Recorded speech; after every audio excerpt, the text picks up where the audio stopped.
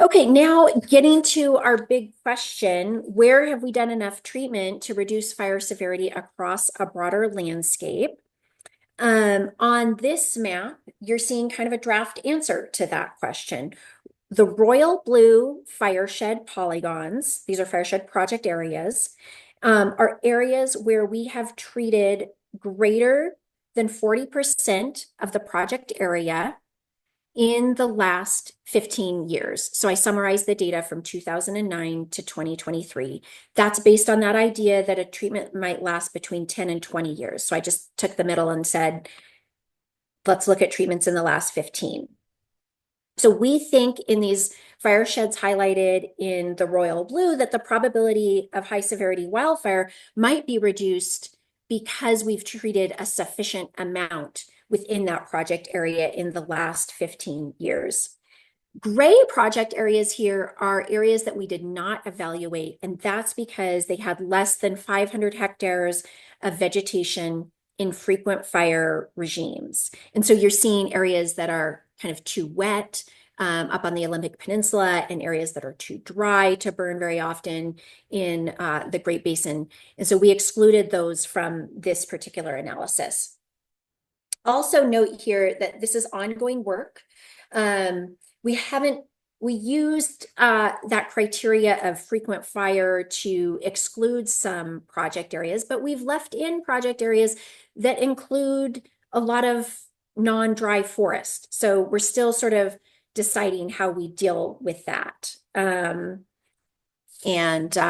perhaps I can report back at a future office hour.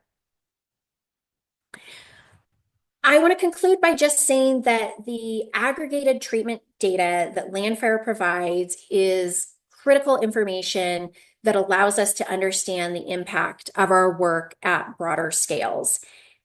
I want to thank all the treatment data aggregators, and here I'm including not just LANDFIRE, but the work of TWIG and the work of National Fuels.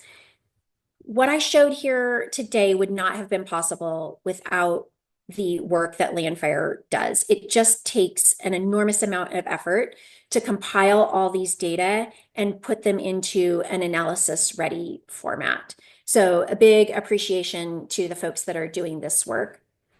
I will end with my call to action, which is submit your treatment data. You can submit treatment data to LANDFIRE. There's information about that on our website, and then we can include that in the events data if you choose to share it publicly so that it can be available for others who are working in this space.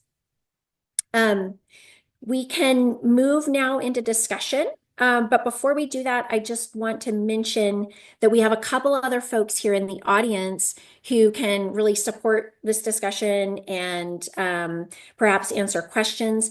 Brenda Lundberg from the LANDFIRE Reference Database team is here, and she really is the master of all things LANDFIRE events and can answer questions about that.